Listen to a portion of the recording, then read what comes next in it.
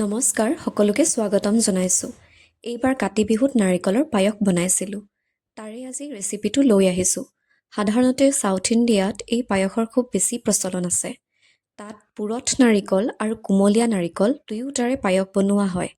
আজি মই পুৰঠ নাৰিকলেৰে পায়স বনাবলৈ লৈছোঁ। খাবলৈ খুব বেছি টেষ্টি হয়। আপোনালোকেও ভিডিঅ'টো শেষলৈকে চাই থাকিব। পায়স বনাবলৈ নাৰিকল এটা লৈছোঁ। নাৰিকলটো দুফাল কৰি বাহিৰৰ টান খোলাটো এৰুৱাই ল'লোঁ। এতিয়া ওপৰৰ কলা অংশখিনি এৰুৱাই ল'ম। গোটেইখিনি এৰুৱাই লোৱাৰ পিছত নাৰিকলখিনি সৰু সৰুকৈ কাটি ল'ম আৰু এইখিনি মিক্সিত মিহি কৰি ল'ম। ৰুকি ল'লেও একেই হ'ব। ভিডিঅ'টো ভাল লাগিলে লাইক, শ্বেয়াৰ আৰু ছাবস্ক্ৰাইব কৰিব। মিক্সিত মিহি কৰি লোৱা নাৰিকলখিনি এখন প্লেটত উলিয়াই লৈছোঁ।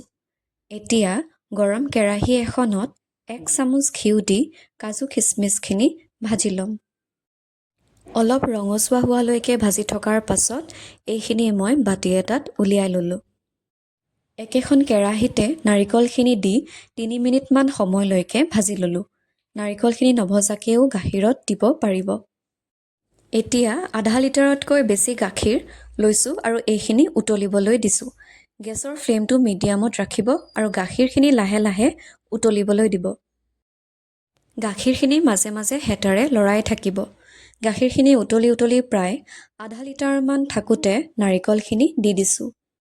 তাৰ পিছত তাত 1 চামুচ ইলাচি গুড়ি দি মাজে মাজে হেতাৰে লৰাই থাকিব লাগিব। গাখীৰখিনি উতলি যেতিয়া পায়সখিনি ডাঠ হ'বলৈ ধৰে তেতিয়া তাত 3 চামুচ তিয়াই ৰখা চাউল দি দিছোঁ। জহা চাউল দিলে ভাল হয়। মই ভাত খোৱা চাউলকে মিক্সিত গুড়ি কৰি লৈছিলোঁ।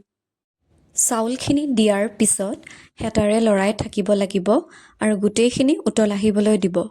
চাউলখিনি সিজিলে চেনি দি দিব। মই আধা কাপতকৈ কম চেনি ব্যৱহাৰ কৰিছিলোঁ। আপোনালোকে নিজৰ হিচাপত চেনি কম বেছি কৰি ল'ব। তাৰ পিছত মই তাত কাজু খিচমিচ আৰু কেশৰ দি গোটেইখিনি ভালকৈ ঘন হোৱালৈকে লৰাই থাকিলোঁ। ভালকৈ লৰাই থাকিব লাগিব, নহ'লে তলত লাগি যাব। গাখীৰখিনি উতলি ঘন হৈ গৈছে আৰু প্ৰায় ঘন হৈ যোৱাৰ লগতে কালাৰটোও চেঞ্জ হৈ আহিছে। এয়া পায়স আমাৰ ৰেডি হৈ গ'ল।